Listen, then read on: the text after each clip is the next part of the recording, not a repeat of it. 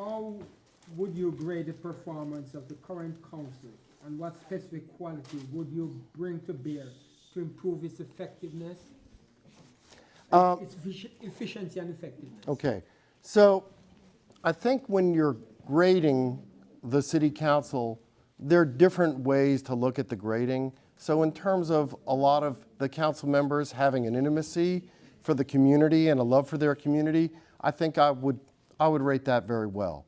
But I think there's the process of the way a council is supposed to work, and in terms of following the law, because they have to understand the law.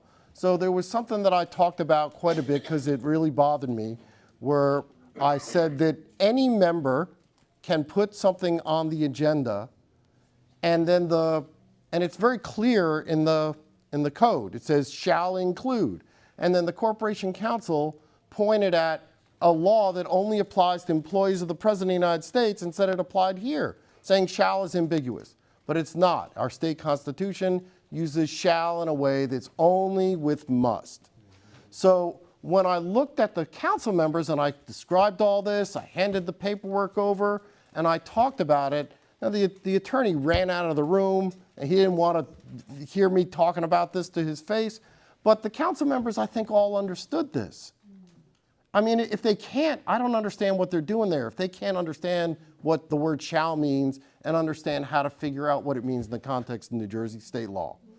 So seeing that, I think something that I could bring to the council is that I understand how these things work. Now, what would you say David does? Well, I was the chairman of the zoning board, and there are a number of things that helped me learn about how the law works. One of them was I was removed illegally.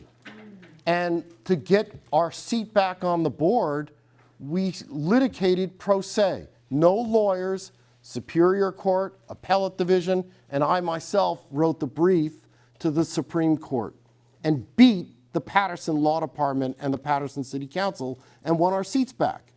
I also found during that time, myself and another member, Brian Duncan, we saw that the attorney for the board, Robert J. Demers Jr., was acting in an unethical way. All right?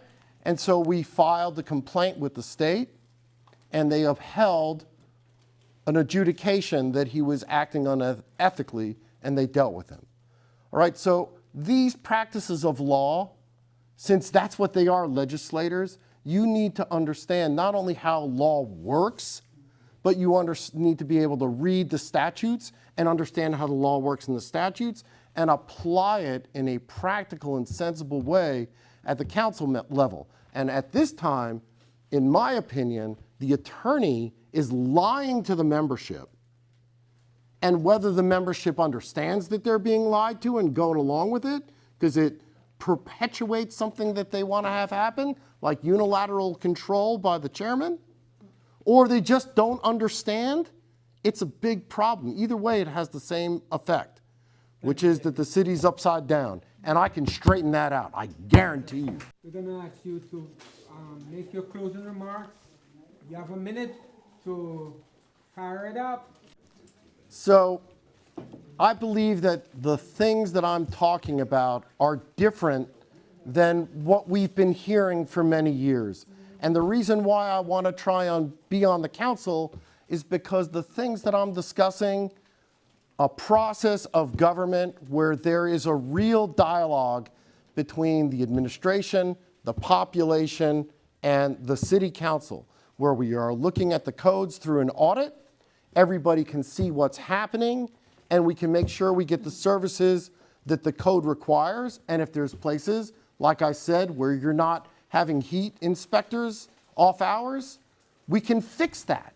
We can fix those problems and make sure those services are there. And that's across the board, whether it's heat or potholes or street lighting or the schedule of police officers, all that can be straightened out. Now, with regard to the overpopulation of the city, which is a very serious thing, there's a master plan and it basically stipulates how much population we're going to allow. So when the developers come and look at the code books and say, well, your book says I can build this, they're not wrong for asking for it. because we said they could do it in the books, in the code.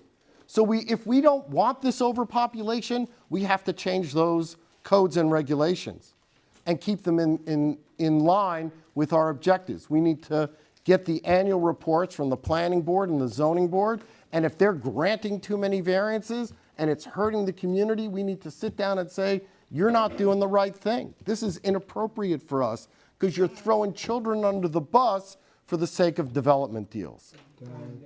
There's more to be said, and I hope I have a chance to talk to any of you, and I hope I have a chance to serve the community on the city council.